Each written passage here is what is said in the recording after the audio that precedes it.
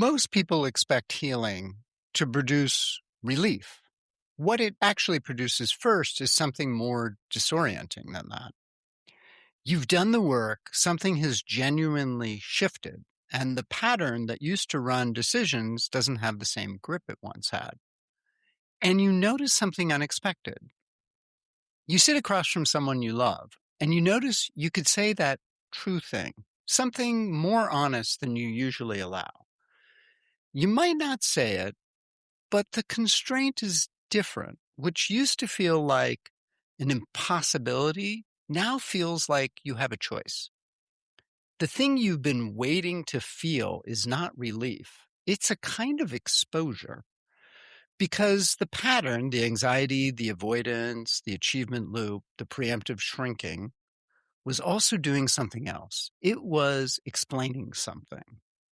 It was organizing the self around a coherent account of why certain things aren't possible. When that pattern loses its grip, the explanation and the mask goes away with it. And what's left is a version of you that has no good reason not to be you. That is what healed meant accountable. Not a moral claim, but a clinical observation. And today on the Ask Dr. Gill podcast, I want to talk about how healing and accountability kind of go hand in hand, not as an obligation, but as an act of completion. So stay tuned.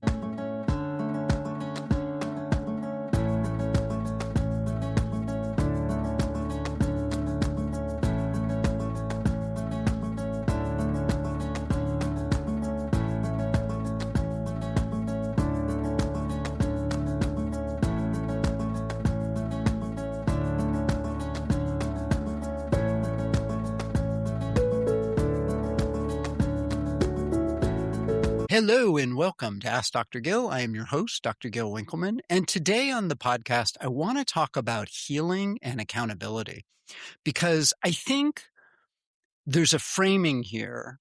And before we go into this, I want to define what I mean when I say healed meant accountability, because that phrase can be heard in a lot of different ways, and some of them I don't intend. I don't mean you owe anyone anything. I don't mean you should have done it better, and I don't mean the past is yours to correct or the pattern was a choice you made. What I mean is something more specific and maybe more interesting. When the pattern that was making certain decisions on your behalf completes and it loses the organizing grip, you or what's underneath that pattern becomes the primary author. And that's different. Think of this as, we all wear masks in our lives, and we've learned to do that because of various reasons. Our upbringing, where we went to school, how our parents treated us, whatever. That's how we learn to survive, or at least how we think we survived.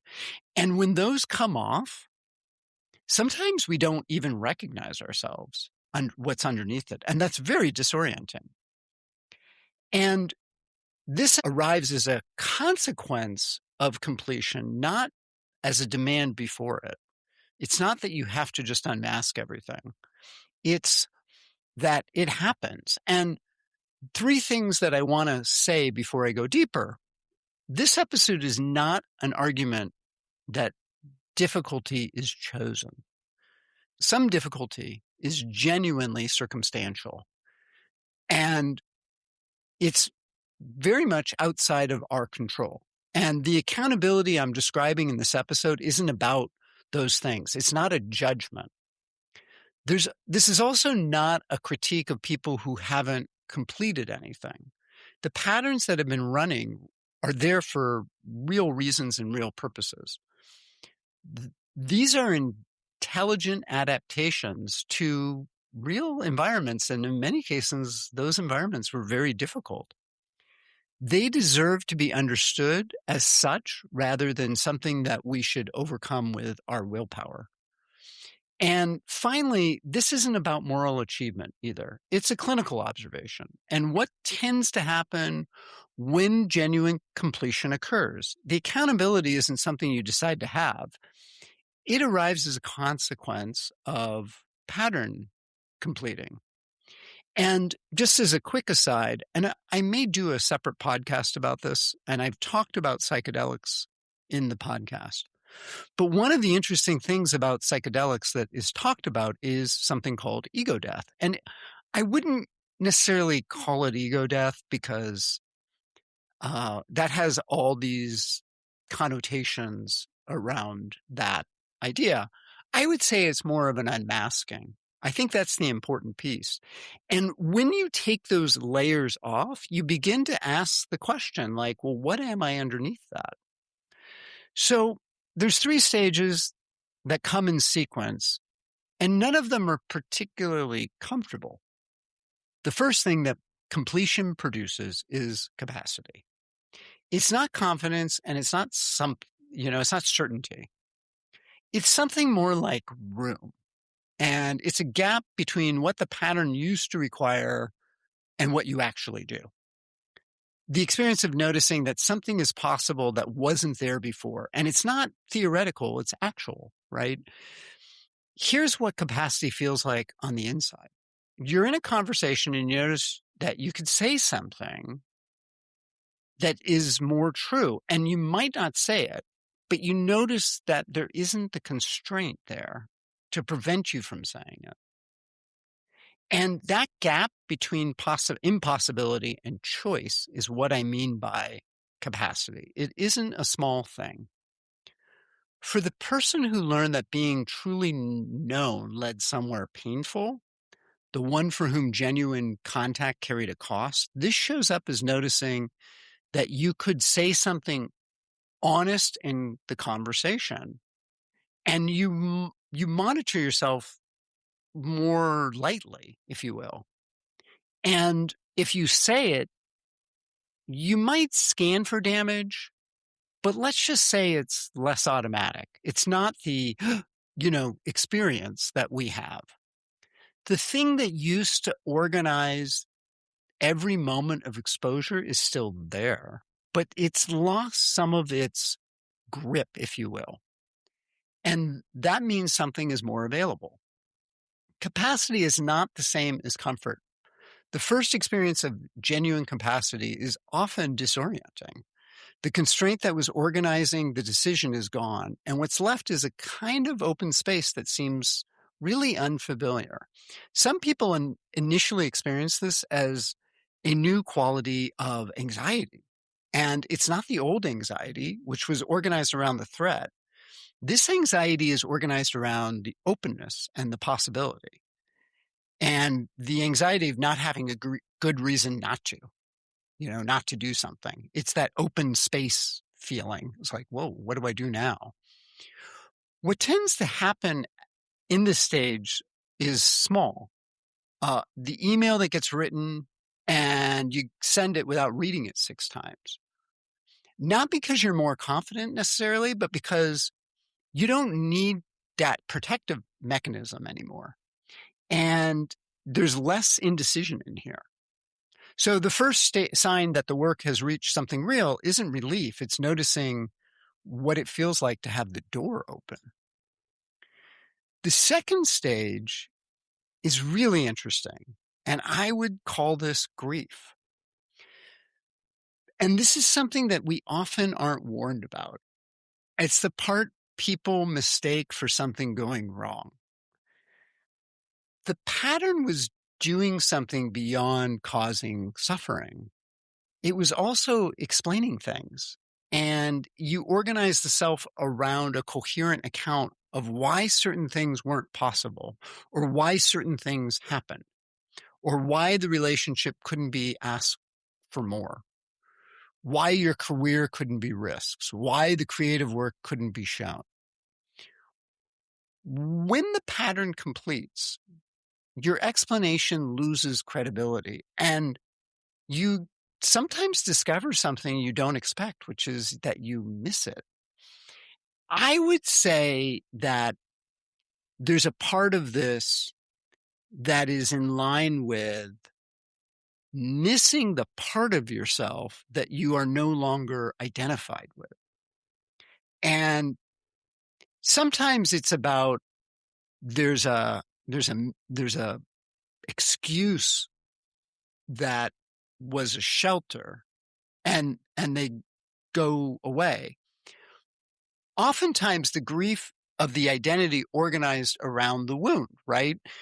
There is a certain label that we give ourselves that sometimes once we heal, that goes away and we're left with, well, who is this? Who am I? And maybe but you still miss that identity. We organize around certain identities. And when the pattern is completed, these identities lose authority over us. The self that was organized around it has to also reorganize. And that reorganization, while it's happening, feels like a loss, right? And there's other forms of grief here. There's the grief of the community. Sometimes what's grieving is the community of people who you shared this pattern with, right? You had a shared language, you had a mutual recognition, the belonging to the pattern made it possible, right? The people around you knew what this pattern meant. You had conversations that made sense to these people, right? To this group. And when you kind of go through this, you have to reorganize and renegotiate your relationships. And some of those relationships don't survive the renegotiation. That's not a failure of healing. That is a sign you have moved beyond. And there's no judgment about that on either side, by the way. It's just your level of understanding has shifted relative to some other people. And the last part of the grief that I think is hardest to understand is the grief of time. The pattern ran for a long time and it organized decisions that cannot be undone. It shaped your life, right? A relationship that didn't get what it needed, or your creative work that didn't, get received the way that you wanted it to. And there's loss there, not as a reason to stop healing, a reason to let the grief be what it is rather than rushing through it. And you acknowledge it. Acknowledging it doesn't mean the healing was wrong. It means the healing was real enough to produce it. The grief of completion isn't a regret. It's the recognition that something has reshaped in your life. And one distinction worth naming, this grief is different than the grief that was keeping the pattern. In other words, the grief that circled, it returned to the same place all the time. And I can give an example of this. When I got divorced, I had a story around the divorce.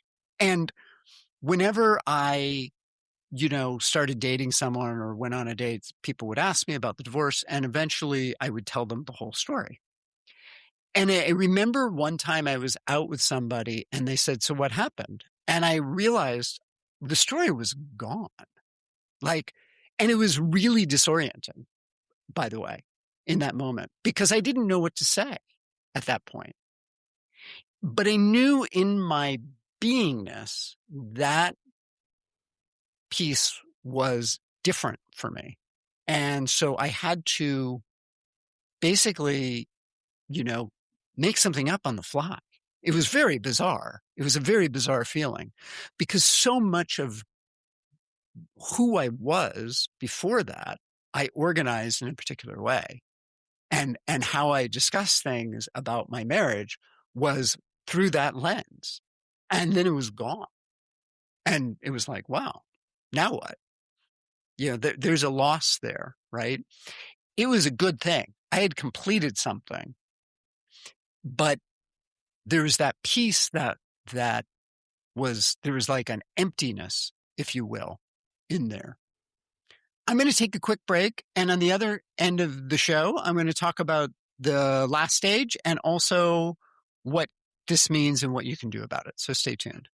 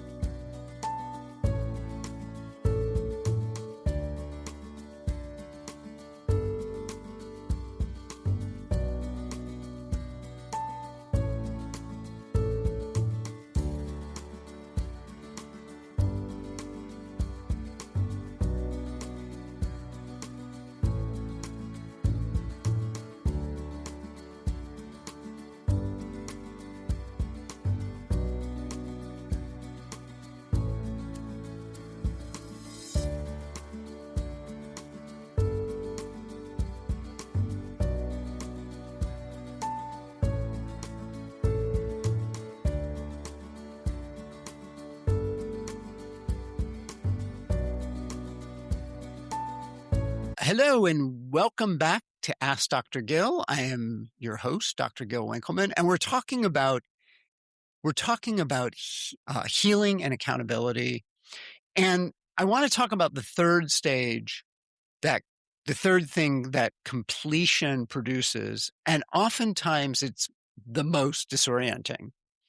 And I kind of alluded to this before the break, which is about identity. You see, the pattern wasn't just explaining things, it was also organizing who you are in a way.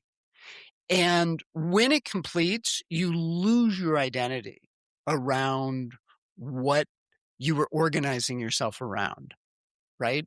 And you need to reorganize. And for many people, the first experience includes a period of not knowing the answer to that question, which is, who am I without this pattern?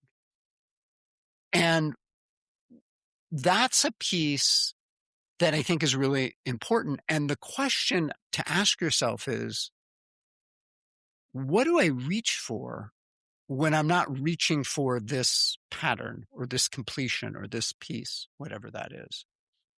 How do you organize yourself? And I'll give you a few examples. The achiever who built everything around competence, what do they reach for when the achievement stops being the primary answer to who they are? This is important when people go into retirement. And in my experience, they reach for things that are smaller, more personal, less externally legible. There's less, and not always. Or there's a creative pursuit that was always deprioritized, or a relationship that only got leftover attention. The question of what this is actually for that was being successful deferred by the next project. And if you are one of these achievers, you know what I'm talking about. It's like if you step back, you realize, oh, I did X and I didn't take a break, and then I did Y, and I didn't take a break, and then I did Z, and then I didn't take a break, and you get where I'm going with that. It's like, what happens when you stop doing that? What do you do with yourself? Now, old relationships can feel different, not because the other person changed, but because the version of you that organized around the pattern is being replaced by something that doesn't have the same shape. And the relationships that were built around whatever constraint there was, lower demand, lower exposure, organized around the pattern, may need to be renegotiated around what you're organized around now, right? If you go into a relationship with somebody and you basically have this unconscious agreement, hey, we're not going to show each other our deeper selves, and then you have an experience where you want to do that, you and your partner are going to have to really dive into, what does that mean, right? How does that work? And finally, there's a question of, who am I? Which the pattern was answering, because, but in a way that was a mask. And for some people, this is really terrifying. For others, it's the first time the question has felt really answerable. Both are responses, and both are signs that reorganization is real. Because the pattern may have been answering the question of who you are, and when it completes, now you have to answer it for yourself. And that's not a small task. So what does accountability actually mean? After the capacity, after the grief, after the identity reorganization, what do you have, right? It means that decisions are more coming from a deeper place of who you are, not entirely, because obviously we live in a world of circumstance, right? And other people are there, and there's inherited patterns, and there's physiologic load, and there's a relational context, and all of that is still real. But your relationship to those things, because the pattern is gone, has changed. And so your ability to be able to engage with those situations or those systems changes because you've changed. Accountability in this sense isn't about self-blame for the decisions that the pattern's made, because the pattern ran for really real reasons, right? What accountability does is this. Going forward, with the capacity you now have, how do you act from the person rather from the pattern, right? How do you be more you, if you will? And I guess the thing I would say going back to it is that with my own personal experience, I didn't have to allow the situation from my marriage guide who I dated going forward. And accountability isn't blaming yourself for the past. It's really being like, oh, how do I move forward in my life? So let me ask you 3 questions in closing. And the first is, where in your life do you notice the pattern's grip has loosened? It may still be there, but maybe there's something that's possible that wasn't possible before. And what is the capacity that's appeared that you haven't fully claimed yet? Second question is, what are you grieving about if the pattern has completed, or if the pattern does complete? What are you going to miss? What are you losing alongside that was allowing you to organize your life? And finally, what do you reach for when you're not reaching for your pattern? Where do you go to?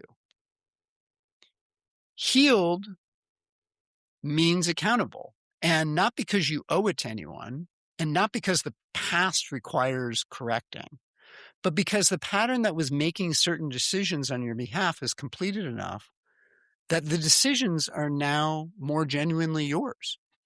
And the life that becomes possible when this is true, when you're the primary author of your own responses rather than the pattern, this is a bigger area for you to organize around. And it's what we've all been waiting for. And it's not about blaming you for the past. It's authorship of what comes next. So next week, I'm going to talk about what 6 months of healing work can actually produce. And we're going to talk more about progress. And if you haven't taken the quiz, check it out on my website, AskDrGil.com. I have a link to it in the show notes. And thank you so much for joining me. I really appreciate you and your listenership. I will see you next time.